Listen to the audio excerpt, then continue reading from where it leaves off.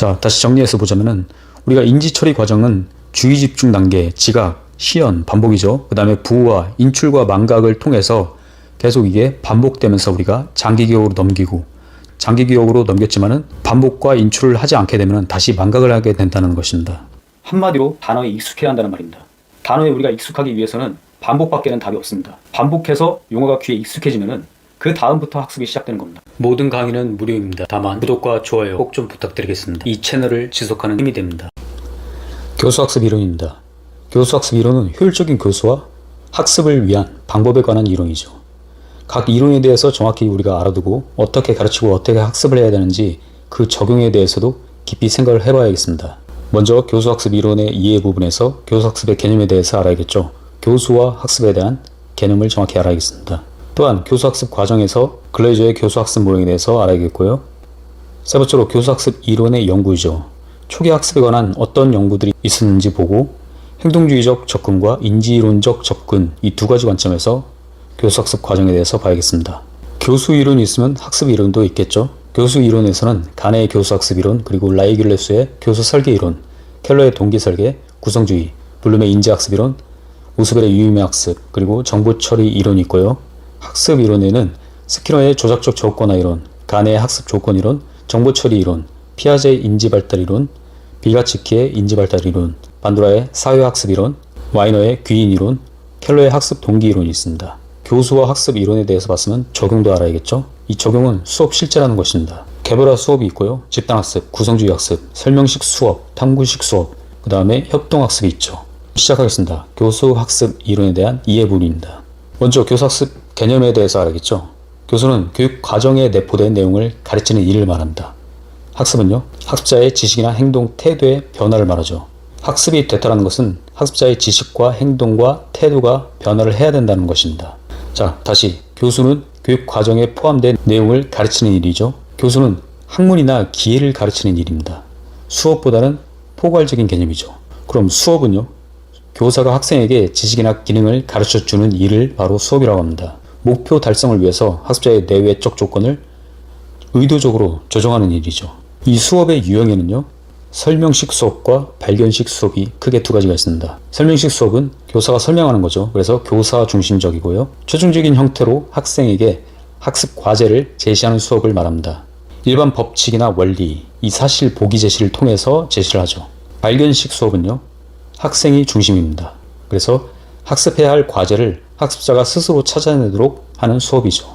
사실이나 보기를 제시를 해서 일반 법칙과 원리를 발견하도록 해주는 겁니다. 자, 그럼 이번에는 학습에 대해서 보겠습니다. 학습은 경험이나 연습을 통해서 비교적 영속적이고 지속적인 학습자의 인지나 행동, 그리고 또 뭐였죠? 태도의 변화가 있어야 됩니다. 행동주의적 관점, 그리고 인지주의적 관점이 있는데, 행동주의적 관점은 행동의 변화에 대해 초점을 두는 것이고요. 인지주의적 관점은 통찰이나 지각, 동기의 변화에 중심을 두는 것입니다. 여기서 이 학습은 경험성이나 훈련성, 지속성이 있어야 된다는 것이죠. 생득적인 거나 성숙, 그리고 일시적인 변화는 제외가 됩니다. 학습이라는 정의는요. 수업에 우리가 영향을 미치는 요소, 수업 변인이죠. 수업 변인에 세 가지가 있는데요. 교사 변인, 그리고 학생 변인, 환경 변인이 있죠. 교사 변인은 교사의 지적이나 정의적 변인을 말합니다. 가장 큰 변인은 학생에 대한 교사의 기대 수준이죠. 오크학교 실험에서 피그말리온 효과를 생각하시면 됩니다. 학생 변인은요, 지적, 정의적, 신체적 변인, 이러한 것들이 학생 변인으로 작용을 하게 되죠. 환경 변인은요, 지역사회 환경이나 가정환경, 그리고 학교 환경 등이 변인으로 작용을 합니다. 여기서 변인은 다시 한번 말씀드리면 수업에 영향을 미치는 요소를 말합니다. 교사 변인에서 피그말리온 효과가 있었죠. 자기 충족 예언이라고 하는데, 한 예언이 인간의 행동에 어떤 구속력을 가해서 실현을 위한 강력한 수단이 되는 현상을 바로 자기 충족 예언, 피그말리온 효과라고 합니다. 교사는 부정적인 교사 기대나 효과를 피하려고 노력을 해야겠죠. 그래서 이 자기 충족 예언, 피그말리온 효과를 통해서 학교 현장 상황에서 어떠한 예들이 있는지 한번 여러분들이 생각을 해보시기 바랍니다. 다음은 교수학습 과정에서 글레이저의 교수학습 모형을 보겠습니다. 이 글레이저는 학습자가 달성해야 할 목표를 세분화해야 된다고 했습니다. 학습 과제를 분석하고 수업 목표를 세목화해야 된다. 그래서 수업 목표를 확정해야 된다는 것이죠. 출발점 행동을 진단해야 된다고 했습니다. 학습자의 현재 상태를 진단해서 한마디로 선수학습을 진단하고 사전학습을 진단해서 출발점 행동을 진단해야 된다고 봤고요. 수업의 실제 부분에서 수업 목표를 학습자에게 어떤 순서와 방법으로 가르칠 것인가의 문제를 다루고 있습니다. 다음은 교수학습 활동을 했으면 당연히 평가도 있어야겠죠. 그래서 교수학습이 바르게 진행되는지 확인을 해야 된다. 한마디로 학습 결과를 측정을 해야 된다. 이렇게 보시면 되겠습니다. 교수학습 이론을 왜 연구를 했을까요? 초기 학습에 관한 연구를 보면은 학습에 관한 연구는 학교 학습을 개선하기 위함이다. 한마디로 교수학습 이론을 우리가 연구하는 이유는 학교 학습을 개선하기 위해서이죠. 크게 행동주의적 접근과 인지주의적 접근이 있습니다. 이 행동주의적 기본 입장은요, 유기체는 자극에 대해서 수동적으로 반응하는 존재이다라고 봤죠. 이 학습의 내용은 행동의 변화이다. 변화된 행동의 학습에 관심이 있었고요. 고전적 조건 형성 이론에 따르면 무조건 자극과 조건 자극이 결합을 해서 유기체 반응을 유발하는 현상, 그러니까 다른 자극에서도 동일한 반응을 보였죠. 손다이크의 연합주의를 보면은 자극과 자발적 행동 사이에서의 연합, 즉 결합으로 인해서 새로운 행동이 형성되어서 학습이 이루어진다. 자극을 주면 한마디로 반응이 오게 되죠. 이거를 지속적으로 했을 때 새로운 행동들이 형성되어 가는 거. 손다이크 이후에 신행동주의, 스키너는 자극과 반응의 연합이 아닌 반응과 강화 사이의 연합으로 인해서 행동의 변화가 이루어진다고 보았습니다. 스키너는 조작적 조건이죠. 손다이크가 자극에 대한 무조건 반응이었으면 스키너는 자극과 반응 사이에 강화를 넣어주는 것입니다. 그렇게 조건을 주는 것이죠. 그런 차이를 알아두시면 되겠고요. 인지적 접근 쪽에서 보면 장이론에서 학습은 문제 상황에 포함된 여러 요소들 사이에 관계성을 인식하는 통찰 때문에 일어난다고 보았습니다. 한마디로 인지론적 접근에서 학습이라는 것은 문제 상황에서 여러 요소의 관계를 서로 파악을 하게 되고 마침내 통찰을 한다는 것이죠. 또한 톨만의 목적적 행동주의에 보면은 행동은 목적이 있다. 행동은 단순한 자극과 반응의 결합이 아니고 목적과 관련돼서 인지의 지배를 받는다고 했습니다. 인지주의에서 피아제 인지발달 이론을 빼놓을 수가 없죠.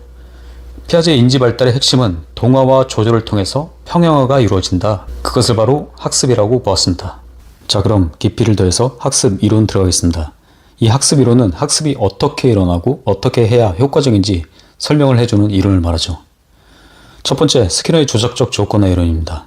유기체의 구체적인 동작과 그에 따른 강화 때문에 학습이 이루어진다고 봤죠. 따라서 학습은 행동 변화의 과정이라고 정의를 했습니다. 학습은 자극에 대한 선택적 보상, 강화에 의해서 선택된다고 봤죠. 한마디로 보상이 있어야 효과적이라고 본 것입니다. 학습 요소에는 변별 자극과 강화 자극, 그리고 1차적 강화, 2차적 조건화된 강화, 그리고 정적 강화와 부적 강화 등이 있습니다. 이 스키너가 말하는 학습의 과정은 행동은 어떻게 습득 과정을 거치는가 말하는 것이죠. 행동 조형은 복잡한 행동을 습득할 때 조형의 과정을 거친다. 강화는 시간 강화와 반응 횟수에 의한 비율 강화가 있다고 봤습니다. 예를 들어서 자전거를 타기까지 어려운 동작들의 순차적인 학습 중간에 강화, 즉 행동 조형이 주어지는 것이죠. 강화 계획에는 고정 간격과 고정 비율, 그리고 변동 간격과 변동 비율이 있습니다. 고정 간격은 일정한 시간을 두고 강화를 주는 것이고요. 고정 비율은 일정한 횟수는 일정하지 않은 시간에 강화를 주는 것이고, 변동 비율은 일정하지 않은 횟수의 강화를 주는 것입니다. 여기서 말하는 강화는 보상이죠. 이 네 가지 강화 계획 중에서 변동 비율이 가장 효과적이라고 나와 있습니다. 그럼 강화 계획을 우리가 효과적으로 세워야겠죠. 어떤 강화가 가장 효과적인지 보겠습니다. 수업을 위한 원리입니다. 먼저 우리가 자극을 선택할 때는 변별 자극을 선택을 해야 되고, 학생들의 행동을 여러 자극에 의해서 통제되도록 해야 합니다. 강화를 제공할 때는 바람직한 반응 시 바로 제공을 해야 효과적이고요. 일정 수준에 도달하도록 점수표 같은 조건화된 강화를 사용을 해야 합니다. 하지만은 강화 이외의 행동을 정확히 구분하기 어렵기 때문에 부가적인 강화가 필요하겠죠. 또한 과제를 달성했을 때 컴퓨터 게임을 시켜준다와 같이 프리메이크 원리를 이용해서 자연적 강화도 있고요. 언어적으로 비평을 해주거나 스티커를 주거나 자유시간 등을 주거나 해서 고안된 준비된 강화도 있습니다. 그리고 또한 강화 시간도 중요하겠죠. 혐오 통제를 사용하기도 합니다. 혐오 자극을 주거나 정적 강화를 제거를 해서 혐오 통제의 문제로 감정적 반응과 벌을 주는 것입니다. 이러한 수업 원리들이 있다, 이렇게 알아두시면 되겠고요. 다음은 프로그램 학습 자료 개발을 위해서 우리가 반영해야 될 원리들도 있습니다. 교실 수업에서 적절하게 강화를 사용하고 개발된 학습 자료와 방법이 있어야 효과적이겠죠. 이러한 원리들에는 점진적 접근의 원리도 있고 적극적 반응의 원리, 즉각적 피드백의 원리, 또한 자기 진도의 원리도 있습니다. 다음은 간의 학습 조건 이론입니다. 내적, 즉 학습자, 그리고 외적, 학습 자료, 이러한 학습 조건들을 고려해서 학습을 해야 한다고 주장을 했죠. 간에가 보는 학습의 개념은 학습이라는 것이 인간의 성향이나 능력의 변화가 일정 기간 지속적으로 유지되는 상태를 학습이라고 정의했습니다. 간에는 학습에 관한 기본 과정으로 학습과 인간 발달, 즉 인간의 행동 발달은 학습의 누적 효과로부터 생겨나는 것이라고 보았습니다. 이 누가적 학습 모형이 있는데 개개인의 학습이 다른 상황으로 일반화되고 누가적이라는 것이죠. 즉 단순한 능력은 더 복잡한 능력의 학습에 기여하고 다른 상황으로 일반화되어서 지적 완성이 이루어진다. 이렇게 보았습니다. 한 가지 이론을 모든 학습에 적용시킬 수는 없다고 보는 인간 학습의 다양성을 이야기했습니다. 간에는 학습을 언어 정보, 지적 기능, 운동 기능, 태도, 인지 전략 이렇게 5가지 유형으로 구분을 했습니다. 언어 정보는요, 언어로 표현될 수 있는 정보를 말하죠. 지적 기능은 방법적 지식과 절차적 지식으로 여러 가지 기호나 상징을 사용해서 환경과 상호작용할 수 있는 능력을 말합니다. 간에가 말하는 운동 기능은 신체적 움직임을 수행하기 위해서 능력 및 실행을 하고 계획 세우는 것. 그 다음에 태도는 여러 활동들 가운데서 어느 것을 선택하는 데 영향을 주는 능력을 말하고요. 인지 전략은 개인의 학습, 기억, 사고, 행동을 지배하는 내재적으로 조직된 기능을 말합니다. 개념과 규칙의 활용을 조정해주고 점검해주는 기능을 합니다. 그럼 간에가 말하는 이 5가지 과제의 학습을 촉진하기 위한 조건이 있는데요. 외적 조건과 내적 조건. 외적 조건은 학습자의 외부 환경 조건입니다. 학습에 필요한 환경을 제공해야 된다고 봤고, 내적 조건은 학습자의 선수학습 능력, 즉 필수적 선수학습 요소와 보조적 선수학습 요소가 있다고 봤습니다. 따라서 학습이 잘 이루어지기 위해서 학습자가 갖는 내적 조건, 즉 선수학습 능력이 마련이 되어 있어야 된다고 봤고, 그 다음에는 교수자가 마련해주는 외적 조건, 즉 환경이죠. 이것이 알맞게 제공되어야 된다고 봤습니다. 다시 말해서 선수학습이 잘 돼 있고 그 다음에 좋은 환경을 갖추어야 된다고 보는 것이죠. 간에는 인지처리 과정을 그의 학습 분석에 적용을 했습니다. 9단계고요. 이 인지처리 과정에서 첫 번째로 학습자가 자극에 경계하는 주의 집중 단계, 그 다음에 학습자가 학습 목표를 설정하도록 기대를 하는 단계, 세 번째로 선수학습 능력의 재생을 자극하는 작동적 기억으로의 재생, 네 번째로는 중요한 자극 특징을 작동적 기록 속에 잠깐 저장하는 선택적 자각 단계, 다섯 번째로는 자극 특징과 관련 정보를 장기 기억으로 전이하는 의미론적 부호화 단계입니다. 여섯 번째는 개인의 반응 발생기로 저장된 정보를 재생해서 반응하는 재생과 반응 단계, 일곱 번째는 학습 목표에 대해서 학습자가 가졌던 기대를 확인하고 재생과 전이하는 강화 단계, 여덟 번째로는 학습력 재생을 위해서 부가적인 암시를 제공하는 재생을 위한 암시 단계입니다. 마지막으로 일반화 단계죠. 새로운 상황으로 학습 전이력을 높이는 일반화 단계입니다. 이렇게 간에는 학습의 단계를 9단계로 나눴습니다. 다음 정보처리 이론 보겠습니다. 정보가 투입되고 저장되고 기억으로부터 어떻게 인출되는지 설명하는 이론이죠. 이 정보처리 이론은 학습 관점에서는 학습자 내부에서 학습이 발생하는 과정과 기제를 설명한 이론이죠. 인간이 문제를 해결하기 위해서 사용하는 사고의 과정을 정보가 처리되는 과정으로 설명했습니다. 이 이론은 정보 저장소와 인지 처리 과정의 2가지 요소로 구성이 되어 있습니다. 기본 과정은 인간의 학습을 학습자 외부로부터 정보를 획득해서 저장하는 과정이라고 가정을 하고요. 감각기관을 통해서 들어온 정보를 체계적으로 정리해서 두뇌라는 저장고에 보관하는 과정을 학습의 과정으로 본 것이죠. 이 정보처리 이론에서 보는 학습 과정은요, 감각 등록기, 단기 기억기, 장기 기억기를 거치게 됩니다. 감각 등록기는 감각 수용 기관을 위해서 정보를 최초로 저장하는 것이죠. 수용량에는 제한이 없고 즉시 처리되지 않을 경우에 유실이 됩니다. 까먹게 되는 것이죠. 단기 기억, 작동 기억이라고도 합니다. 단기간에 저장이 가능하다는 이유로 단기 기억이라고 하죠. 성인의 경우는 5개에서 9개의 정보가 약 20초간 저장될 수 있는 곳. 그래서 우리가 암기하기 위해서 청킹을 하는 거. 이 청킹의 역할이 매우 중요하죠. 청킹을 지속적으로 하게 되면 그 기억을 떠올려서 장기 기억으로 넘길 수 있는 것입니다. 장기 기억은 무한한 정보를 영구히 저장할 수 있는 것이죠. 일상기억이나 의미기억. 이 일상기억은 개인의 경험을 보유하는 저장소. 기억의 정보는 주로 이미지로 부호화시키죠. 의미기억은 경험을 습득을 해서 일반화된 지식을 저장하는 것입니다.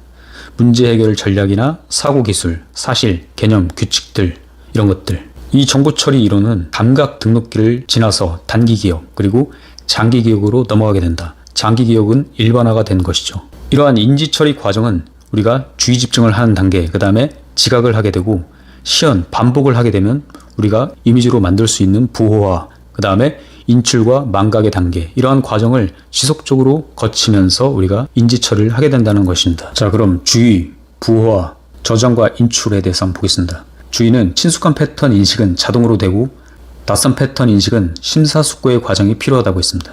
다음 부호화는 장기 기억에 보존하려면 우리가 부호화 과정이 필요하다고 봤죠.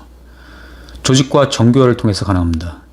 조직화는 체계가 잘 된 정보는 학습하기 쉽고 기억하기 쉽다는 것이죠. 그래서 조직을 잘 해야겠죠. 정교화는 새로운 정보에 다른 것을 더하거나 다른 것에 관련시켜서 정보를 확대시키는 과정입니다. 이 정교화를 위해서는 정보를 기억하기 위한 단순 반복을 해야 되고 정보를 특정한 방식으로 변형할 수도 있어야 되고 또한 새로운 자극을 유의미한 구조로 정교화하는 쉐마 전략이 있습니다. 유지시연, 정교화시연, 쉐마 전략. 다음 저장과 인출을 보겠습니다. 부호화 다음에 정보를 접근하고 회상하는 것은 저장 형태와 장기 기억 속 정보의 범위에 의존한다고 했습니다. 정보 저장 형태와 크기, 부호화에 따라서 인출에도 영향을 미치죠. 자, 다시 정리해서 보자면은 우리가 인지 처리 과정은 주의 집중 단계, 지각, 시연, 반복이죠. 그 다음에 부호화, 인출과 망각을 통해서 계속 이게 반복되면서 우리가 장기 기억으로 넘기고 장기 기억으로 넘겼지만은 반복과 인출을 하지 않게 되면 다시 망각을 하게 된다는 것입니다. 따라서 이 이론을 수업에 적용해 보면 새로운 정보를 습득시킬 때 과정은 자극의 주의, 자극의 부호화, 요약 부호의 저장과 상기입니다. 이를 적용한 수업 과정은 새로운 자극을 수용하도록 안내 지도를 만들어서 제시하고 부호화를 촉진하고 그 다음에 저장과 인출을 촉진하는 일이죠. 또한 교수 계획 시에 새로운 학습을 기존의 인지 구조에 관련시키는 것이고 정보를 유의미한 부호로 변형시키는 것입니다. 다음은 피아제의 인지발달 이론 보겠습니다. 피아제의 인지발달 이론입니다. 모든 강의는 무료입니다. 다만 구독과 좋아요 꼭 좀 부탁드리겠습니다. 이 채널을 지속하는 힘이 됩니다. 인지발달은 유기체 구조와 환경 자극과의 구성적 통합의 결과라고 했습니다. 한마디로 동화와 조절을 통해 평형화를 이룬다. 이 유기체가 환경에 적응한다는 말은 파란 신호일 때 길을 건너는 것, 그리고 구구단을 외우는 것 등을 말합니다. 즉 인간의 지적 능력은 타고난 것이되 그것이 주어진 환경에 적응하는 것이 인지 발달이라는 것이죠. 이것을 설명하기 위해서 피아제는 도식과 적응이라는 개념을 설정을 했습니다. 인지 발달의 기본 과정은 다음과 같습니다. 동화, 그리고 조절, 그 다음에 평형화. 동화는 기존의 도식에 맞추어서 새로운 경험을 일반화하는 과정을 말하죠. 쉽게 말해서 새로운 경험을 기존에 가지고 있던 도식에 맞추어서 보는 것을 의미합니다. 만약 새로운 경험이 기존의 도식에 맞는다면 유기체는 인지적 평형 상태가 되는 것이죠. 다시 정리해서 동화라는 것은 환경 자극을 이미 지닌 개인의 행동이나 체계 속으로 흡수, 통합하려는 경향을 말하고요. 조절은 동화와 반대로 현실 상황에 맞게 조절하고 수정해서 행동 형태를 환경에 맞게 맞추는 것입니다. 그렇게 해서 평형화가 이루어지는 것이죠.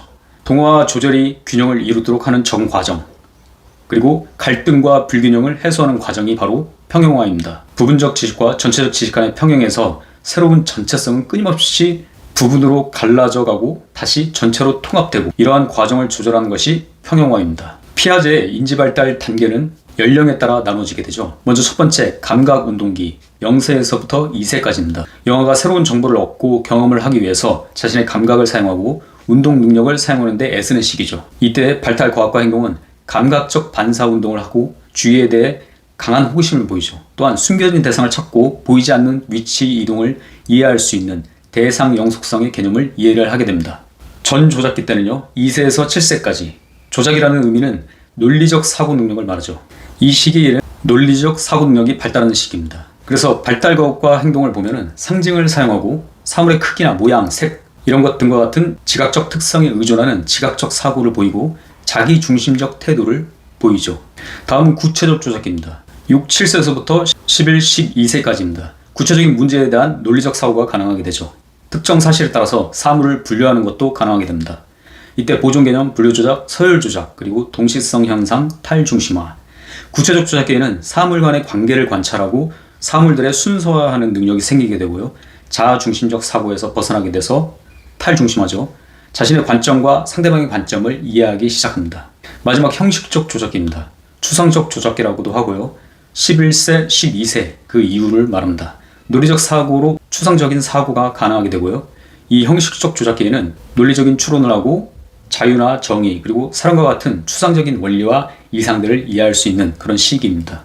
연령별로 특성을 정리해보면 0세에서 2세까지 모방이나 기억, 사고의 시작을 하게 되고 대상 영속성을 인식하게 되고 단순 반사 행동에서 목적을 가진 행동으로 발전을 하게 됩니다. 2세에서 7세까지는요.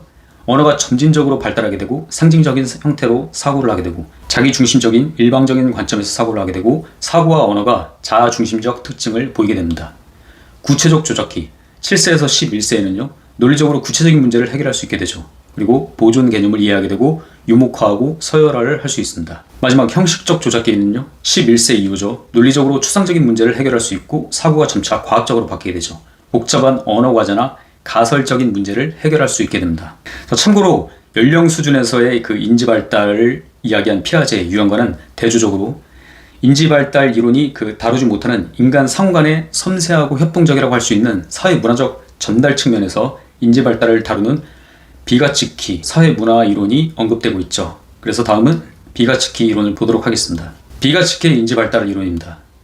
아동을 타인과의 관계에서 영향을 받으면서 성장을 한다고 비가츠키는 보았죠. 인지 발달은 사회학습의 결과이다. 이렇게 보고 있는 것입니다.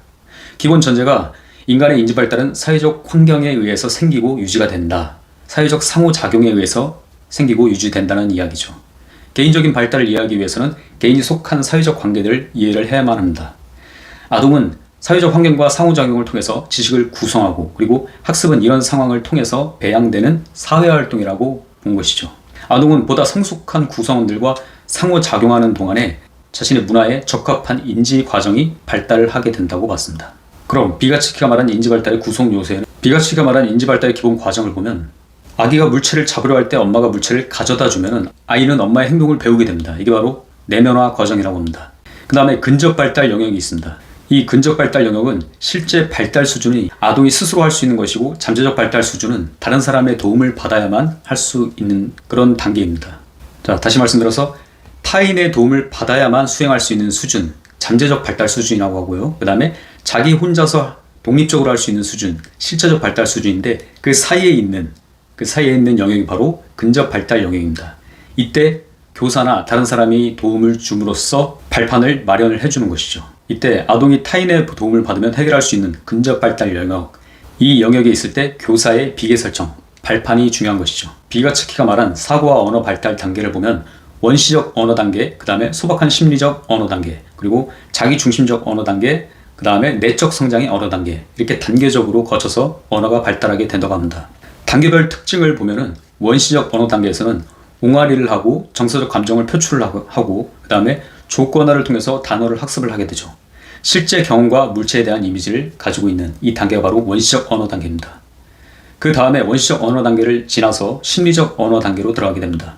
상징의 기능과 문법의 기능을 이해하지 못한 채 그냥 사용하게 되죠. 신호가 물체와 직접적인 관련이 있을 때만 단서로서 사용할 수 있고요. 이 시기가 지나 자기중심적 언어 사용 단계가 됩니다.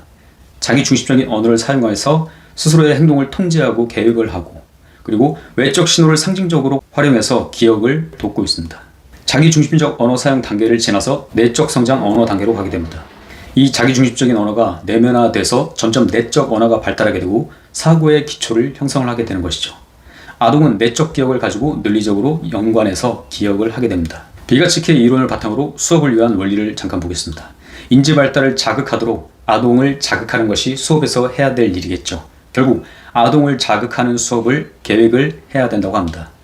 비가츠키가 말하는 수업의 원리는 GPD, 근접 발달 영역에 맞는 상호작용적 수행 보조라고 할 수 있겠죠. 잠재적 발달 수준에 알맞는 학습 조건을 제공을 해줘야겠죠. 누가요? 교사가요. 따라서 교사는 잠재적 발달 수준에 알맞는 학습 조건을 제공을 해줘야겠죠. 또한 학생과 교사 간에 효율적인 대화를 해야겠죠.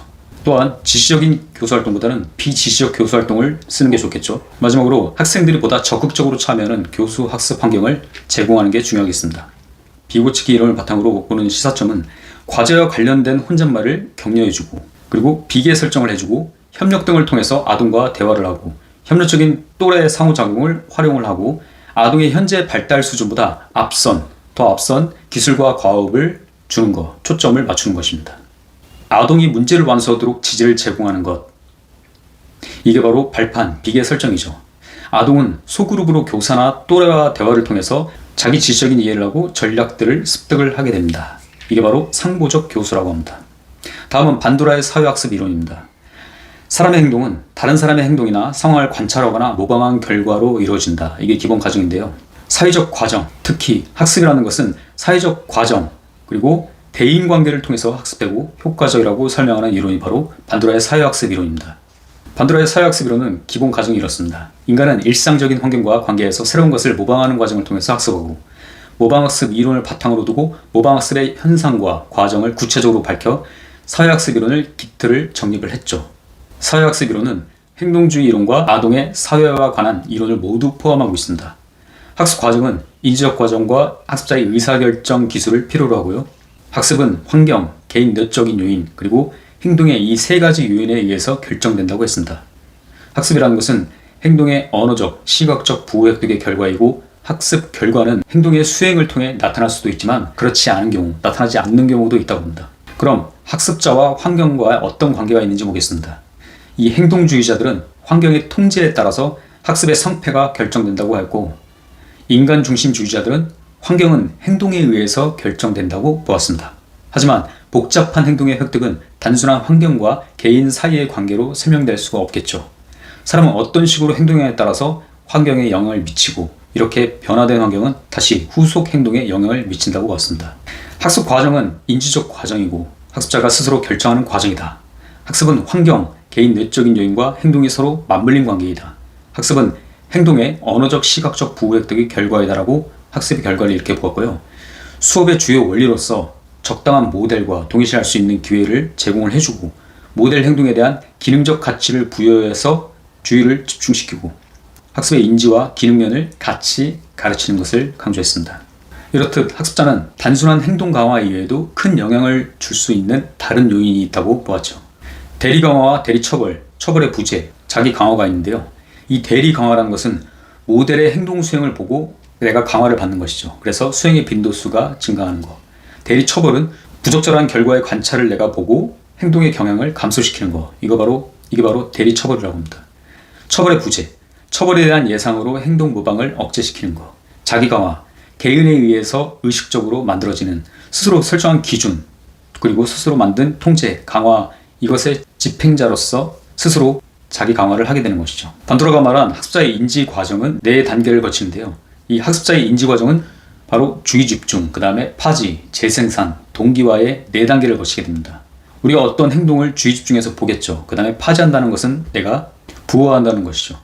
그 다음에 재생산, 다시 실행을 해보는 겁니다. 마지막으로 동기화의 단계, 내가 누군가의 행동을 주의 깊게 보게 되고 그 다음에 그 행동을 익히게 되겠죠. 파지, 그 다음에 그 행동을 똑같이 따라하는 재생산, 그리고 동기화의 단계를 4단계를 거치게 되는 것입니다. 반도라가 주장한 성부적인 학습을 위한 2가지 요소가 있습니다. 바로 인지된 자기 효능감, 또한 자기 규제 체제가 있습니다. 이 효능감, 주어진 행동을 성공적으로 수행할 수 있다는 신념을 말하는 것이죠. 자신감이죠. 반도라는 초기에는 행동주의 학습 이론, 학습을 단순한 행동의 모방이라고 봤고, 그 다음에 이어서 후기에 인지적 측면을 중시하는 사회학습 이론을 발전시켰죠. 행동이나 상황 관찰을 통해서 모방을 인지 과정으로 보고 있는 것입니다. 다음은 와이너의 귀인 이론 보겠습니다. 자신이나 타인의 성공, 이런 것들을 실패와 관련된 행동 원인을 해석하는 이론이 바로 귀인 이론입니다. 행동의 원인을 추리할 때 사용하는 규칙을 발견하고 설명하는 이론이죠. 기본 전제는 성공이나 실패의 원인을 무엇으로 우리가 인지하느냐에 따라서 개인의 행동 양식이 결정된다고 가정을 하고 있습니다. 다시 말해서 성공과 실패의 원인에 대한 해석을 어떻게 하느냐에 따라서 다음 성공에 대한 기대나 동기가 달라지는 것이죠. 귀인 이론의 특성에 3가지가 있죠. 안정성, 소재성, 통제 가능성인데, 안정성은 다음에도 또 성공할 거냐 실패할 것이냐, 안정적이냐. 소재성은 내적이냐 외적이냐, 내가 성공하고 실패한 원인이 나한테 있느냐 아니면 다른 외부적인 환경에 있느냐, 그리고 통제성은 내가 어떠한 결과를 갖기 위해서 통제가 가능하냐 통제가 불가능하냐, 이런 것을 따져 물어서 다음의 행동에 영향을 미치게 되는 것이죠. 그럼 결론적으로 봤을 때 안정성 부분에는 당연히 불안정적이어야 하겠죠. 또한 소재성 부분에는 외적인 부분보다는 내적, 성공과 실패의 원인이 나한테 있다는 것을 알아야겠고, 통제성 차원에서도 통제가 불가능한 것보다는 내가 통제가 가능해야 성공에 대한 확신과 예측이 가능하게 되겠죠. 이러한 귀인 이론의 주요 단서를 보면 노력에 의해서 귀인해야 되겠죠. 운보다는요. 이 귀인 이론에서 보면 성공과 실패를 통해서 귀인이 누적된다고 보았습니다. 낮은 자아 개념과 성공 경험이 없는 학생은 대부분 실패를 능력 부족으로 귀인을 하게 되죠. 이로 인해서 학습된 무력감을 느끼게 됩니다. 여러분은 그래서 학습을 할 때도 하나씩 성취해가면서 성공의 맛을 봐야 되겠죠. 수업의 원리는 다음과 같습니다. 교사가 학생 행동을 평가하기 때문에 학생은 다음과 같은 세 가지 방법으로 자신의 능력을 추론을 하게 됩니다. 성취에 관해서 학생들에게 주어진 특별한 피드백, 그리고 교사의 비언어적인 정서적 반응, 학생에 대한 교사들의 후속 행동, 이게 상당히 중요하겠죠. 따라서 교사는 교실 내에서 실행해야 될 지침들이 있습니다. 낮은 성취의 학생을 대하는 교사의 행동에는요, 교실 구조를 만드는데 좀 더 중점을 두고 다른 학습 기회를 제공을 해줘야 되겠고요. 학생에게 제공하는 교사의 피드백은 쉬운 과제 성취에 대한 교사 칭찬보다는 중립적인 피드백을 줘야 되겠고, 학생이 특정 분야에서 발전이 있거나 잘한 것이 있으면 강조를 해주고, 과거의 노력과의 성취 간의 연관을 강조를 해줘야 되겠죠. 또한 수업 분위기는 성취에 대한 강조보다는 학습에 강조를 두는 교실을 만들어줘야겠습니다. 좀 전에 말한 중립적 피드백이라는 것은 개인적인 사견이 없이 그냥 그 상황을 그대로 기술을 하는 것이죠. 아, 네가 이 문제를 이런 식으로 풀었구나. 개인의 의견 없이 상황을 단순히 기술해주는 것을 중립적 피드백이라고 합니다. 모든 강의는 무료입니다. 다만 구독과 좋아요 꼭 좀 부탁드리겠습니다. 이 채널을 지속하는 힘이 됩니다. 켈러의 학습 동기 이론입니다. 동기가 학습에 어떤 영향을 미치는지에 대한 이론을 설명한 것이죠. 존 켈러는 미국의 교육 심리학자입니다. 켈러의 동기 유발 교수 설계 이론은 동기 유발의 4가지 요건을 주의 집중, 관련성, 자신감, 만족감으로 보고, 이런 요건을 충족시키도록 수업을 설계하면 효과적인 수업이 된다라는 이론입니다. 이 4가지 요건의 영문 앞글자를 따서 ARCS 모형이라고 하죠. 켈러는 자신의 저서에서 거시적으로 학습 동기 이론의 주요한 4가지 요소, 주의 집중, 관련성, 자신감, 만족감, 이게 어떻게 학습자의 노력과 수행 결과에 영향을 미치는지에 대한 설명을 했습니다. 먼저 첫 번째, 주의 집중입니다. 어텐션, 학습자의 관심을 끌고 호기심을 자극해서 주의 집중을 유지하도록 하는 동기 전략입니다. 주의를 끌 수 있는 방안으로서는 시청각 매체가 있죠. 관심이나 호기심을 크게 자극할 수 있습니다. 두 번째, 렐레번스, 관련성입니다. 학습자의 과제를 학습자가 개인적인 삶이나 경험, 욕구와 연결시켜서 동기 유발을 하는 것이죠. 관련성을 높이는 방안으로서는 친숙한 그림을 사용하거나 새로운 정보를 구체화해서 실질적인 과제를 제시하는 겁니다. 학습 과제의 미래적 가치를 제시하는 것이죠. 다음은 컨피던스, 자신감입니다. 자신이 학습 과제를 성공적으로 수행할 수 있는 능력이 있음을 느끼고, 또 자신의 능력이 학습 결과에 영향을 미친다고 믿으면서 학습 과제의 성공에 대한 확신이 있을 때 자신감을 유발할 수 있다는 것이죠. 자신감 증진 방안으로서는 명확한 평가 기준을 제시하고 연습 기회를 제시하는 겁니다. 쉬운 내용에서부터 어려운 내용으로 수업을 조직하고 처음부터 성공 기회를 부여하는 것이죠. 도전적인 과제를 제시해야 된다는 것입니다. 다음은 satisfaction, 만족감입니다. 학습 결과에 대해 외적인 보상을 제공하고 성취감과 충족 기회를 제공합니다. 또 만족감을 충족시키고 학습 동기를 끌어올리는 것이죠. 이때 만족감 증진 방안으로서는 학습 내용의 적응 기회, 한마디로 연습 문제를 제공하고 그로 인해서 성취감을 충족시키는 것입니다. 수업 내용과 시험 내용의 일치, 즉 내적인 동기를 끌어올리고 그래서 성취감을 충족시키는 것이죠. 이렇게 4가지가 바로 켈러의 학습 동기 이론입니다. ARCS의 이론적 기본 가정은 다음과 같습니다. 효율적인 교수를 위해서 교수 설계 및 개발 과정과 마찬가지로 동기 설계 및 개발 과정에 대한 차기적인 접근이 필요하다고 말하고 있습니다. 동기의 특성을 밝히고 동기를 측정하는 노력이 필요하다고 합니다. 켈러에 의하면 수행이라는 것은 실제적인 학업 성취를 의미하고, 노력이라는 것은 한 개인이 주어진 과제를 달성하기 위한 활동에 참여하느냐를 지칭하는 개념입니다. 즉 수행보다는 노력이라는 개념이 동기의 직접적인 측정치가 된다는 것이죠. 자, 그럼 이 ARCS, 주의, 관련성, 자신감, 만족감, 앞글자를 따서 주관, 자만, 주관, 자만, 주관, 자만, 주관, 자만, 주관, 자만, 주관, 자만, 주관, 자만, 이런 식으로 외우면 되겠네요. 청킹하는 것입니다. 모든 강의는 무료입니다. 다만 구독과 좋아요 꼭 좀 부탁드리겠습니다. 이 채널을 지속하는 힘이 됩니다. 수업의 모든 요소와 절차에 개인차를 최대한 고려한 것이 개별화 수업이죠. 모든 강의는 무료입니다. 다만 구독과 좋아요 꼭 좀 부탁드리겠습니다. 이 채널을 지속하는 힘이 됩니다. 학습자가 목표를 성취하기 위해서 자신의 학습 속도에 맞게 처방된 과제를 가지고 공부해 나가는 것을 개별화 학습이라고 합니다.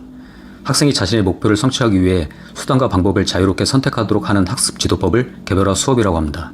개별화 수업의 목적은 모든 학습자에게 최적의 학습 조건을 마련해주고 잠재력과 개성을 최대한 끌어올리는 것입니다. 개인차를 고려해서 수업할 때 세 가지 방안이 있습니다. 학습 조건에 알맞은 학생을 선발해서 가르치는 방법인 선별적 수업 방법이 있고, 학생들의 개인차를 감안하여 알맞은 수업 방법을 제공하는 방법인 IPI, IGE, 플랜, 이 접합적 수업 방법이 있습니다. 그리고 학습자가 성취해야 할 수업 목표, 내용의 수준, 학습 양도, 개인차를 고려해서 적성처치한 수업 방법인 상호작용적 수업 방법이 있습니다. 상호작용적 수업 방법에는 완전학습, 협동학습, 컴퓨터 수업 등이 있습니다. 개인차를 고려한 수업을 할 때 수업의 질을 향상시키는 게 가장 중요하겠죠. 그래서 수업의 목표를 학습자들이 분명히 알고 학습 활동을 해야 되고요. 학습자의 능력과 특성의 학습 과제를 맞춰야 됩니다. 학습 동기를 지속적으로 유발시켜야 되고, 학습 내용을 구조화시키고 계열화시켜서 학생들에게 제시를 해줘야 됩니다. 수업 목표에 적합한 수업 사태를 제공을 해줘야 되고요. 체계적이고 다양한 강화를 제공해줘야 됩니다. 또한 교정적 피드백을 제공하고 교사는 열성적으로 수업을 해야 합니다. 그리고 마지막으로 실제 학습 시간을 늘려줘야 되겠죠. 개별화 수업 시에 고려해야 될 사항이 있습니다. 양과 수준의 차이를 두어서 수업 목표와 내용을 선택해야 되고요. 다양한 수업 방법과 절차를 제공을 해줘야 됩니다. 자율학습이 가능하도록 학습 자료를 제공해줘야 되고, 학습자 수준과 속도에 따라서 융통성을 고려하고 집단도 편성을 해줘야 됩니다. 수업 효과를 개선하기 위해서 다양한 평가 방법을 활용해야 됩니다. 상황에 따라서 융통성 있게 학급과 학교를 운영을 해야 되겠죠. 또한 여러 자료를 개발하고 제공할 수 있는 여건을 마련하고 지원을 해줘야 됩니다. 학습자의 특성에 맞는 적절한 경험을 제공을 해줘야 되는 것이죠. 이때 교사의 역할은 학습자의 특성과 학습 속도를 고려해서 수업 매체를 적용하고 활용하는 것이 중요하겠습니다. 집단학습은 집단으로 모여서 하는 학습을 집단학습이라고 하겠죠. 집단의 구성은 10명 이하, 4명에서 6명일 때 집단 상호작용을 촉진하고 효과적일 수 있습니다. 서로 다른 학생들과 자유롭게 상호작용하도록 해줘야 되겠죠. 이 집단학습의 장점에는 집단학습을 통해서 분석이나 평가 등의 고차원적인 인지 목표를 성취할 수 있다는 것입니다. 창의적 사고와 기술을 배울 수도 있겠고요. 의사소통 방법과 기술을 배울 수도 있겠죠. 또한 대인관계 기술을 익힐 수 있습니다. 적극적인 참여를 통해서 학습의 바람직한 태도도 만들 수 있습니다. 단점에는 어떤 것이 있을까요? 모둠, 즉 팀을 조직하기가 어렵겠죠. 또한 학습자의 참여를 끌어내기가 상당히 어렵습니다. 만약에 적극적인 태도가 없을 때에는 효과적이지 않을 수가 있죠.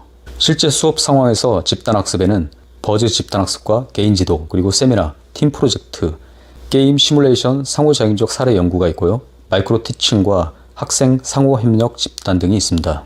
이 집단학습은 학습자의 참여와 협동적인 태도를 중요시하고요. 교사 중심 수업이 지닌 결점을 극복하고 학습의 능률과 개성을 북돋으며 민주적인 태도를 기르게 할 수 있습니다. 모든 강의는 무료입니다. 다만 구독과 좋아요 꼭 좀 부탁드리겠습니다. 이 채널을 지속하는 힘이 됩니다. 구성주의 학습입니다. 구성주의 학습은 교육 심리학이나 교수 설계에서 구성주의는 인간이 자신의 경험으로부터 지식과 의미를 구성해낸다는 이론입니다. 한마디로 지식을 스스로 구성해낸다. 그래서 구성주의 학습이라고 합니다. 교육학에서는 피교육자들이 교육을 받을 때 학습 이전의 개념을 토대로 학습이 진행된다는 의미가 됩니다. 인간은 자신의 경험으로부터 지식과 의미를 구성해낸다. 그 이론이 바로 구성주의 학습입니다.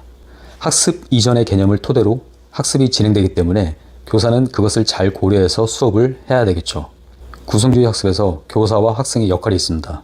먼저 교사는 학생들이 학습을 구성하도록 경험을 제공하고 학습을 촉진시켜줘야 됩니다. 이때 학생은 지식의 의미를 능동적으로 구성해야 되겠죠. 구성주의 유형에는 급진적 구성주의와 사회적 구성주의가 있습니다. 급진적 구성주의는 피아제의 발생론적 인지발달 이론의 영향을 받아서 형성이 됐고요. 사회적 구성주의, 비가츠키의 사회발달 이론의 영향을 받아서 형성이 됐습니다. 구성주의 학습 이론의 기본 이론에는 먼저 피아제는 인지발달, 즉 동화와 조절을 통해서 스스로 구성을 해나가는 피아제의 인지발달 이론이 있고요. 비가츠키는 사회문화적 발달, 즉 사회적 상호작용에 의해서 스스로 지식을 구성해 나간다라는 비가치케의 사회문화적 발달 이론이 있습니다. 또한 브루너의 구성주의 수업도 있습니다. 자, 이 구성주의는 이전의 교사 중심의 교수학습에서 탈피해서 학습자 자신의 능동적 구성을 중시하는 것이 가장 큰 특징이고요. 그러나 여기에서 우리가 주목해야 될 것은 교사의 역할에 가는 것으로, 교사는 학습자가 스스로 구성을 하도록 방관하는 것이 아니고 구성을 도울 수 있는 조력자, 그리고 적절한 환경을 제공하는 안내자가 되도록 노력을 기울여야 한다는 것입니다. 구성주의 학습 원리에 대해서 좀 더 중점적으로 보겠습니다. 먼저 학습 설계는 지식은 개인의 경험으로부터 구성되고 학습은 개인의 해석에 의해서 이루어진다. 사물이나 사건의 의미는 다양한 관점에서 해석될 수 있고 협동학습이 이루어져야 한다. 학습 환경은 실제와 유사하게 구성되어야 되고 학습의 평가는 평가 부분에 있어서는 과제의 연속적인 수행 과정 속에서 이루어져야 된다고 한다. 구성주의 학습 원리에서 학생의 역할은 학생들이 자신의 현 지식과 경험 수준과 관심에 따라서 문제를 선택하고 설정하고 해결하는 것이라는 겁니다. 따라서 지속적인 참여를 통해서 변화 과정 속에서 지식과 기술을 습득하는 것이죠. 교사는 학생의 의견과 관심이 반영된 학습 결과를 이끌어줘야 된다. 따라서 교사 스스로가 학생과 함께 탐구하고 배우는 자로서 동등한 힘의 구조를 취해야 된다는 것입니다. 이때 학습 환경은 당면 문제에 대해서 공동의 해결 과정을 권장하고요.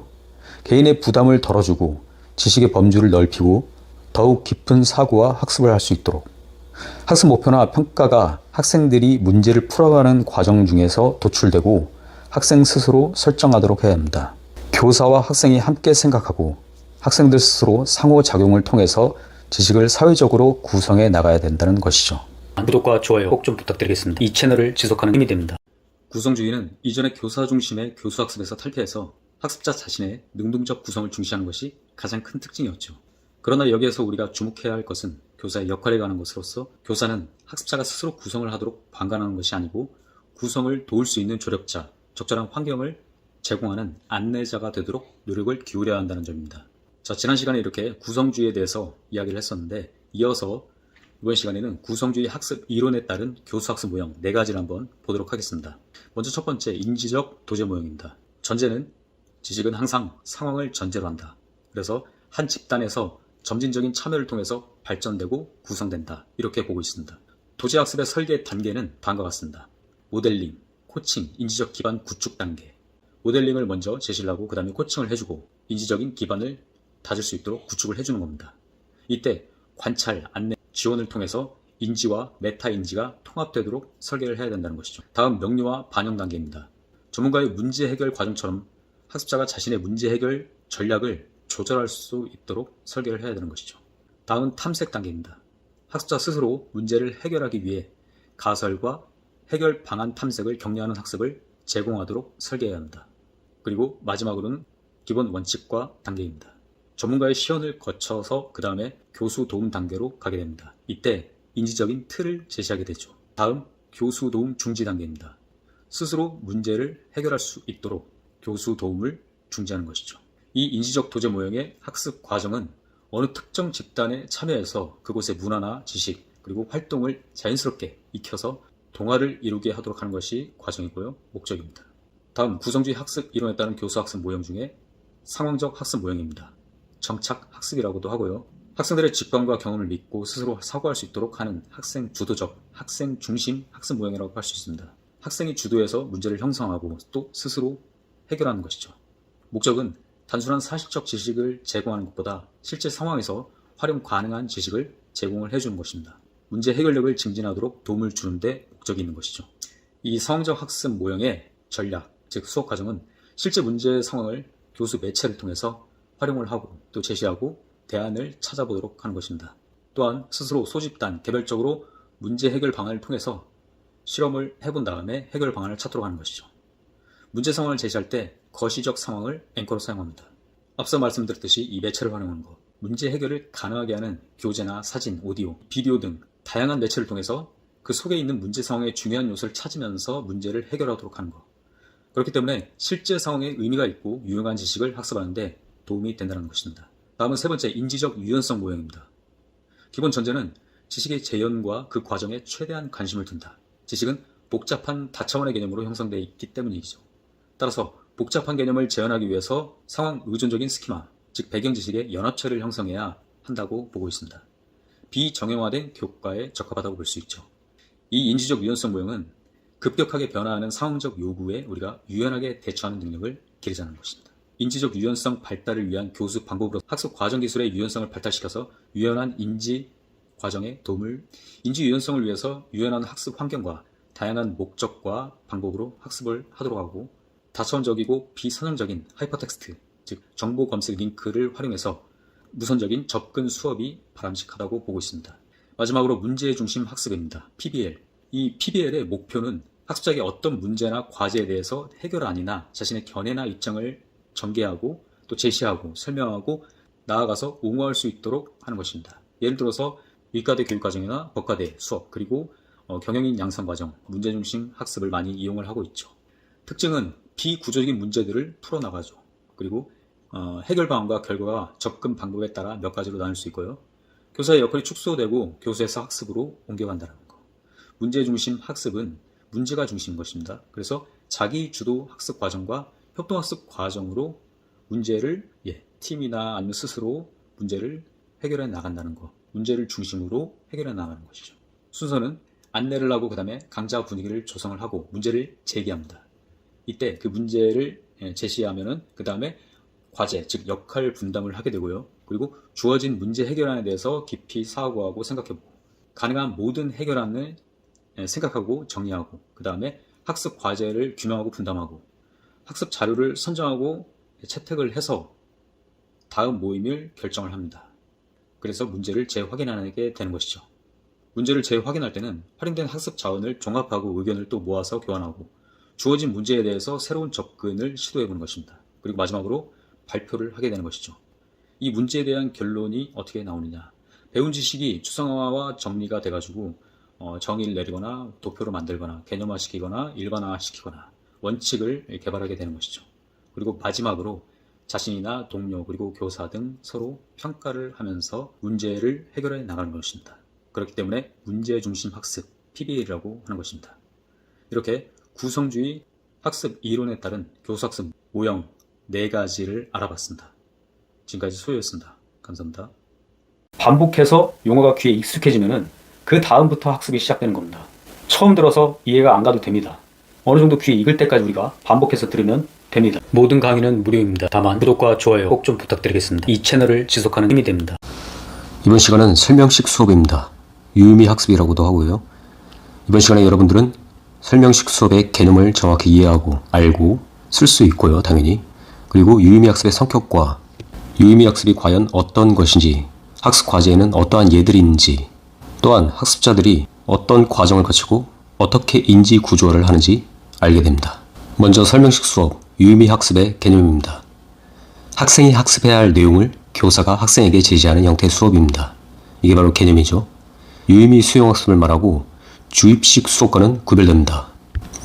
여기서 말하는 유의미 수용학습은 학습자들이 의미 있게 수용한다는 것이죠. 오수벨은 교사의 임무는 전달하고자 하는 새로운 지식을 이미 학생들이 알고 있는 것과 연관지어서 제시를 하는 겁니다. 그래서 학생들이 사실과 원리들을 무선적으로 암기하기보다는 더 의미 있게 받아들일 수 있게 해야 한다고 주장을 했습니다. 여기서 무선적이라는 것은 개통 없이 순서 없이 무작위로 가르치는 것이라고 보면 되겠고요. 무선적으로 가르치지 않고 전에 알고 있던 지식과 같이 연관지어서 제시를 한다는 것이죠. 이게 바로 유의미 학습입니다. 유의미, 의미 있게. 이 유의미 학습의 성격은요. 이 브루너의 학습 이론을 발견학습 원리라고 한다면 오수벨의 학습 이론을 설명학습의 원리라고 말할 수 있습니다. 설명학습의 근거는 선행조직자라는 개념에서 찾을 수 있는데요. 선행조직자라는 것은 기존의 지식과 새로운 정보 간의 연결이 이루어지면서 학습 경험이 보다 의미 있게 된다는 그런 가설에 근거한 것이 바로 선행조직자이죠. 오스벨이 제시한 겁니다. 한마디로 교사는 학습자가 기존 지식을 회상하게 해서 새로운 정보에 적용하고 새로운 정보를 의미 있게 조직할 수 있도록 해석할 수 있도록 유도하는 것이죠. 이 유의미 학습은 오스벨이 학교에서 먼저 학습된 지식들은 다음에 학습될 지식의 포섭자 역할을 한다고 보았습니다. 따라서 학습자가 새로운 지식을 자기가 알고 있는 것에 연결해서 기억하려고 한다면 의미 있는 학습이 일어난다고 했습니다. 자, 그렇기 때문에 교사들은 학습자가 새로운 지식을 알고자 할 때 전에 알고 있던 것과 연결해서 기억하게 하도록 도와줘야겠죠. 자, 이 유의미 학습, 오스벨이 이야기한 유의미 학습에서 이 선행 조직자를 보면은 먼저 예시를 보겠습니다. 자, 고래에 대해서 알아본다면은 고래는 생물체에 속하고 생물체 중에서도 동물 그리고 물속에서 살고 있지만 사람과 같은 포유류에 속하죠. 그렇기 때문에 오늘 수업 주제인 고래에 대해서 알아봅시다. 이렇게 먼저 수업의 도입 단계에서 학생들에게 언어적 설명이 있었죠. 이런 식으로 학습자가 과제를 자기가 가지고 있는 그 의미에 관련시켜서 유의미한 학습이 일어나도록 유도를 하는 것입니다. 여러분들 인지구조라는 말은 아시죠? 학습자가 내부에 있는 조직화된 개념 그리고 아이디어들의 통합적이고 위기적인 형태로 조직된 그 유의미한 지식의 조직체계를 인지구조라고 하죠. 한마디로 인지구조는 본인이 알고 있는 것을 조직적으로 체계적으로 잡아놓은 틀을 말하는 겁니다. 이 유의미 학습, 설명식 수업은 먼저 인지의 포섭을 시키는 거죠. 한마디로 기존의 인지구조에 화학과 통합을 시켜놓고 수업을 시작하는 겁니다. 이 포섭의 과정에는 두 가지가 있는데 파생적 포섭과 상관적 포섭이 있습니다. 먼저 파생적 포섭은 학습자가 새로 익혀야 할 아이디어가 인지구조 속에서 포섭자에게 종속되도록, 한마디로 고래는 포유류에 속한다. 이게 바로 파생적 포섭이고요. 다음 상관적 포섭은요. 새로 학습하는 과제를 익히기 위해서 인지구조를 약간 수정하는 겁니다. 수유하는 동물은 모두 포유류에 속한다. 이런 식으로요. 자, 이런 식으로 오늘 설명식 수업, 유의미 학습에 대해서 알아봤는데요. 개념이 학생이 학습해야 할 내용을 교사가 학생에게 제시하는 형태의 수업을 설명식 수업, 유의미 학습이라고 했죠. 여기서 오스벨이 말한 선행 조직자 개념. 선행 조직자라는 것은 수업의 도입 단계에서 학생들에게 주어지는 언어적 설명, 또한 학생들이 잘 받아들일 수 있게 인지 구조를 포섭하는 과정, 그 인지 과정, 인지 과정에서 파생적 포섭과 상관적 포섭, 이렇게 오늘 유의미 학습, 설명식 수업에 대해서 알아봤습니다. 이상 소였습니다. 감사합니다.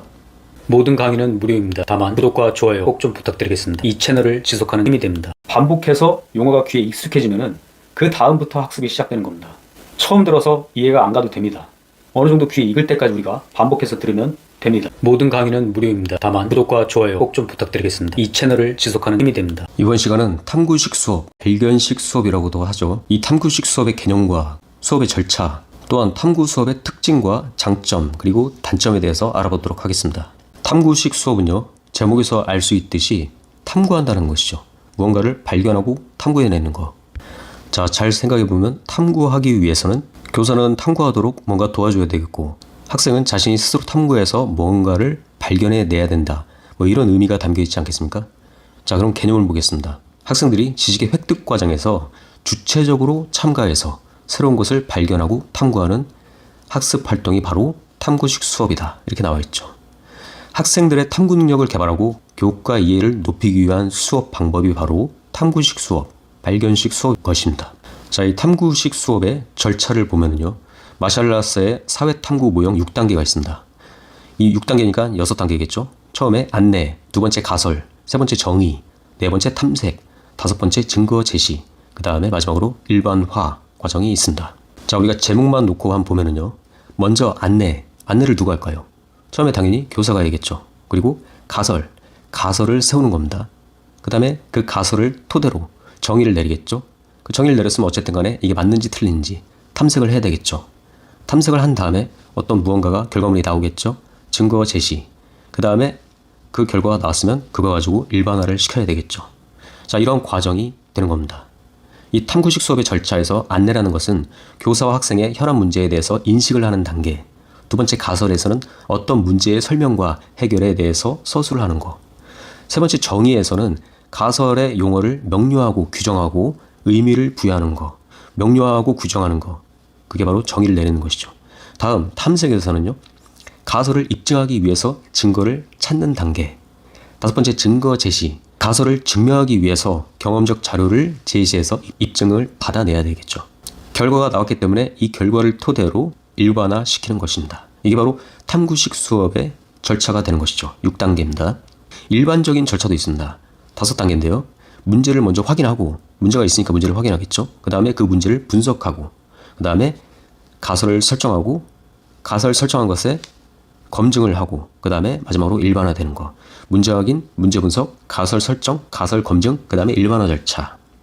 이렇게 일반적인 절차도 있다는 거 알아두시면 되겠습니다. 자, 다음 탐구 수업을 위한 교사는 그럼 어떤 역할을 해야 하는가? 다양한 자료를 준비를 해야 되겠죠. 또한 학생과 함께 탐구하는 역할을 해줘야 됩니다. 그리고 새로운 방법을 안내하는 질문을 해서 끌어내야 되겠죠. 마지막으로 내적인 보상을 위해서 노력을 기울여 주는 겁니다. 동기부여를 계속적으로 해줘야겠죠. 그래야 탐구를 계속하고 무언가를 발견하고 지속적으로 참여를 할 수 있겠죠. 자, 앞서 설명했듯이 탐구식 수업은 학습자의 자율적인 학습 능력을 개발할 수 있는 것입니다. 또한 탐구 과정의 체득에 초점을 두고 있는 것이죠. 과학적 문제의 일반적 탐구 과정을 체득하는 데 초점을 두고 있는 학습법이 바로 탐구식 수업인 것입니다. 두 가지였죠. 특징이 자율적인 학습 능력 개발하는 거, 그 다음에 탐구 과정을 체득하는 데 초점을 두고 있는 학습법이라는 거. 그럼 탐구식 수업의 장점을 볼까요? 탐구식 수업은 자율적인 학습 능력을 기를 수 있고, 그리고 책임감도 기를 수 있겠죠. 또한 긍정적인 자아 개념을 할 수도 있겠고, 또한 상위 수준의 지적 능력을 개발할 수 있겠죠. 당연히 스스로 탐구하고 증거를 찾아가고 일반화까지 시키니까요. 또한 합리적이고 비판적인 사고 능력을 키울 수도 있습니다. 그리고 마지막으로 본인이 스스로 탐구하고 결론 내리고 일반화 시켰으니까 높은 파지를 하게 되겠죠. 그럼 단점에는 어떤 것들이 있을까요? 당연히 시간이 많이 걸립니다. 또한 단순 개념 전달에는 조금 비효율적이라는 거. 그리고 교사가 처음에 준비를 많이 해야 되죠. 교사의 부담이 상당히 큽니다. 또한 교사의 평가가 상당히 어렵겠죠. 까다롭고. 따라서 타당도, 신뢰도가 높은 탐구 능력 평가 방법을 개발하는데 상당히 어려움이 있다는 것입니다. 자, 이렇게 탐구식 수업의 개념과 마샬라스의 사회 탐구 모형의 6단계, 그리고 일반적인 절차 5단계도 봤었고요. 이때 탐구식 수업을 위한 교사의 역할과 특징, 그리고 장점과 단점에 대해서 알아봤습니다. 이상 소였습니다. 감사합니다. 모든 강의는 무료입니다. 다만 구독과 좋아요 꼭 좀 부탁드리겠습니다. 이 채널을 지속하는 힘이 됩니다. 협동학습이라는 것은 학습 활동을 수행할 때 학습자가 개인의 학습 목표와 동료들의 학습 목표가 동시에 최대로 성취될 수 있도록 학습자 간의 상호작용과 역할 보완을 활성화시키는 학습 전략 중 하나입니다. 소집단으로 구성해서 학습자들이 공동의 목적을 성취하기 위해서 협력적으로 하는 학습 활동을 협동학습이라고 하죠. 학습 능력이 각기 다른 5명에서 6명 정도의 학생들로 구성해서 동일한 목표를 추구하는 학습 방법이죠. 장점은요, 전통적 학습의 문제점인 부익부, 무임승차효과, 그리고 봉효과를 해소할 수 있다는 점입니다. 당연히 문제점도 있겠죠. 잘못 이해한 내용이 굳어질 위험성이 있고요.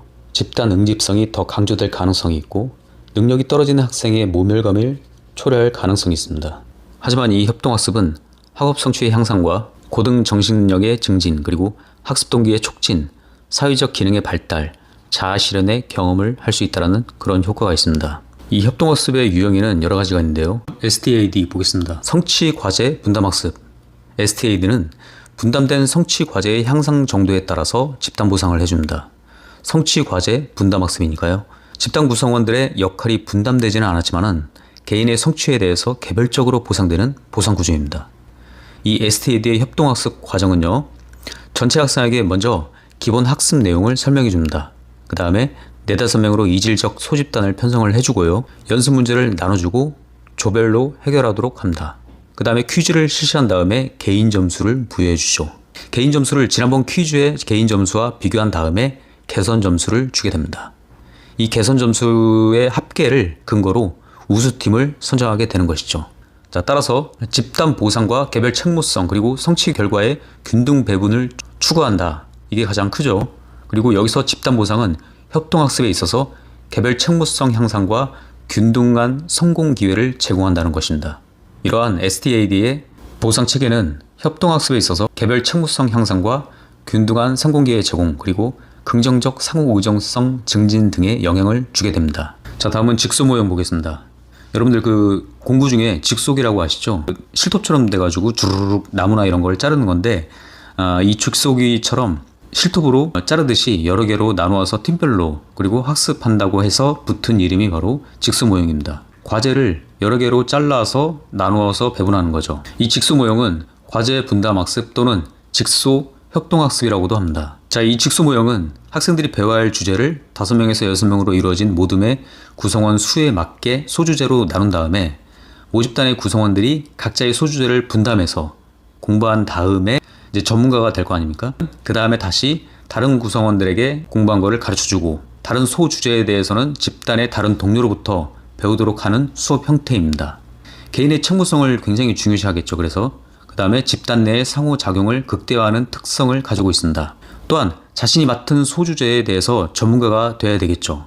그래서 자발적으로 참고서적이나 정보 검색을 통해서 정보를 본인이 수집을 하게 되겠죠. 그 과정에서 조사, 탐구, 실험 등의 방법, 그리고 정보 해석하는 방법을 배우게 되는 것입니다.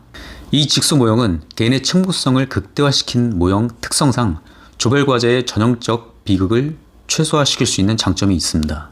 하지만은 교사의 개입 정도에 따라 개입이 과하면은, 개입을 많이 하게 되면은 학생 자율성을 해치게 되겠죠. 또한 개입이 또 어떻게 보면 적게 되면은 학생들이 본래 배워야 할 내용을 놓치고 넘어가기 쉽다라는 그런 단점 등이 또 있다라는 것입니다. 다시 간단하게 직소 모형에 대해서 이야기하자면, 여러 개로 자른 다음에 나눠주고 과제의 전문가가 돼서 가르쳐주고, 자신이 모르는 부분은 다른 동료한테 또 배우고, 이런 식으로 진행이 된다는 것입니다. 이 직소 모형은 1, 2, 3가 있죠.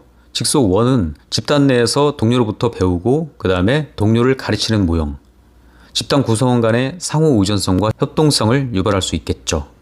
직소 2 모형은요, 특별히 본인이 관심 있는 주제를 선택을 하게 됩니다. 그 다음에 선택한 주제를 전문가 집단에서 자기가 배운 다음에 자기 팀으로 다시 돌아와서 가르치는 방식. 직소 1의 개별 보상에 집단 보상이 추가가 된 겁니다. 직소 3는요, 이 직소 3 모형은 직소 1 모형과 2 모형을 융합한 형태로 개인 평가와 조별 평가를 융합한 형태로 실시하되, 평가 실시 시기를 조금 뒤로 조정해서 내면화가 제대로 이루어졌는지를 평가하는 방식입니다. 세 모형의 차이는 평가 방식에서만 나타날 뿐이지 진행 과정에서는 사실상 차이가 별로 없다는 것입니다. 자, 결론적으로 이 직소 협동학습의 절차는 소집단을 편성한 다음에 과제를 분담하고 전문가 토론을 하고 그 다음에 기본 소집단 협동학습을 한다는 거. 평가는 개별 시험을 본 다음에 점수를 부여하고 그 다음에 성적에 따라서 집단 보상을 한다는 것입니다. 예를 한번 보겠습니다. 유교사는 반 전체 학생을 6명씩 7개의 모둠으로 구성을 합니다. 그 다음에 학습 주제를 6개로 분류를 해서 각 모둠원이 하나의 주제를 선택하도록 합니다. 그 다음에 각 모둠 내에서 동일 주제를 선택한 학생들끼리 새로운 모둠을 구성해서 해당 주제에 대해서 협동하면서 학습을 같이 하게 됩니다. 그 다음에 해당 주제를 학습한 다음에 각자 최초의 자기 모둠으로 다시 돌아가서 자신이 학습한 내용을 돌아가면서 가르쳐 주게 되는 것이죠. 이런 방식이 바로 직소 방법입니다. 모든 강의는 무료입니다. 다만 구독과 좋아요 꼭 좀 부탁드리겠습니다. 이 채널을 지속하는 힘이 됩니다. 모든 강의는 무료입니다. 다만 구독과 좋아요 꼭 좀 부탁드리겠습니다. 이 채널을 지속하는 힘이 됩니다. 지난 시간에 협동학습 부분에서 개념하고 구성, 그리고 효과와 문제점에 대해서 알아봤고요. STAD, 성취과제 분담학습 봤었죠. 제가 지난 시간에 TGT, 팀게임 토너먼트를 빼놓고 이야기했더라고요. 그리고 직소 방법 1, 2, 3가 있었죠. 이 부분은 지난 영상을 한번 보고 오시면 좋겠습니다. TGT 잠깐 이야기하고 오늘은 자율적 협동학습하고 집단 조사에 대해서 한번 보겠습니다. TGT, 팀게임 토너먼트입니다. 팀 경쟁학습이라고도 하고요. STAD에 게임을 접목해서 경쟁을 유도합니다. STAD 모형하고는 유사하지만은 TGT는 시험을 보지 않고 게임을 이용해서 각 팀 간의 경쟁을 유도하고 있습니다. 비슷한 수준의 다른 집단 학생과 게임을 하는 것이죠. 교사의 질문에 답을 하고 점수를 부여를 받습니다. 그리고 자신이 집단의 점수를 가지고 돌아가서 구성 모두 점수를 합해서 가장 높은 점수를 얻은 팀이 승리를 하게 되는 그런 구조죠. 이 모형의 보상 구조는 집단 내 협동, 집단 안에서는 협동을 하는 것이죠. 그리고 집단 외, 집단 밖에서는 서로 경쟁을 하는 그런 집단 간 경쟁 구조입니다. 자, 그럼 오늘 자율적 협동학습 보겠습니다. 이 자율적 협동학습은 한 학급의 전체 과제를 여러 모둠으로 구성된 학급 전체가 협동해서 해결하는 방법입니다. 전체 과제에 대해서 학생들은 토론을 통해서 학생이 학습하고 싶은 소주제별로 모둠을 만들고 모둠 내에서 작은 주제로, 미니 주제로 나눠서 개인별로 학습을 하게 됩니다. 이 자율적 협동학습의 절차는 다음과 같습니다. 먼저 학습 주제를 소개하고 그 다음에 학생 중심의 학급 토론을 하게 됩니다. 다음 모둠 구성을 위한 소주제를 선택을 하고요. 소주제별로 모둠을 구성을 한 다음에 소주제를 정교화합니다. 다음에 미니 주제의 선택과 분업을 한 다음 개별 학습 준비를 하고 모둠 내 미니 주제를 발표를 하고 그 다음에 모둠별 발표 준비를 하고 발표 준비를 했으니까 모둠별 학급 발표를 하겠죠. 마지막으로 평가와 반성이 이루어지게 됩니다. 이 자율적 협동학습의 특징은 모둠별 한 가지 주제를 해결하는 것이 아니고 학급 전체가 한 가지 주제를 해결하기 위해서 협동을 한다는 것입니다. 다시 보면은 자율적 협동학습은 모둠별 한 가지 주제를 해결하는 것이 아니고 학급 전체가 한 가지 주제를 해결하기 위해서 협동한다는 것이 특징입니다. 다음 집단조사입니다. GI. 이 집단조사는 과제의 완성을 위해서 집단을 구성하고 과제가 완성되면 교실 전체에 보고를 한 다음에 피드백을 받는 방법으로 집단을 먼저 구성한 다음에 과제를 집단 수에 맞춰서 제공을 합니다. 이 집단조사의 절차는 다음과 같습니다. 탐구 주제를 제시를 하고 그 다음에 하위 주제 및 모둠을 조직을 한 다음에 탐구 계획을 세우고 그 다음에 역할 분담하고 모둠별 탐구를 실행을 한 다음에 모둠별 발표 준비하고 그 다음에 마지막으로 발표하고 그 활동을 평가하게 됩니다. 이 집단조사의 특징은 집단 프로젝트 수행을 통해서 고차적인 인지 기능 습득이 가능하다는 점입니다. 자, 그럼 자율적 협동학습하고 집단조사하고 어떤 차이가 있을까요? 자율적 협동학습과 집단조사는 학급 전체가 한 가지 과제를 해결하는 것이 비슷한 것 같지만은 가장 큰 차이점은 자율적 협동학습은 개별 학습이나 개별 정보를 반드시 수집을 해야 되지만은 집단조사는 개별 정보를 수집을 반드시 하지 않아도 되고 모둠원들과 함께 토의를 통해서 정보 수집을 해도 무방하다는 것이 차이점입니다. 자, 이렇게 협동학습까지 교수학습을 모두 마쳤습니다. 모든 강의는 무료입니다. 다만 구독과 좋아요 꼭 좀 부탁드리겠습니다. 이 채널을 지속하는 힘이 됩니다.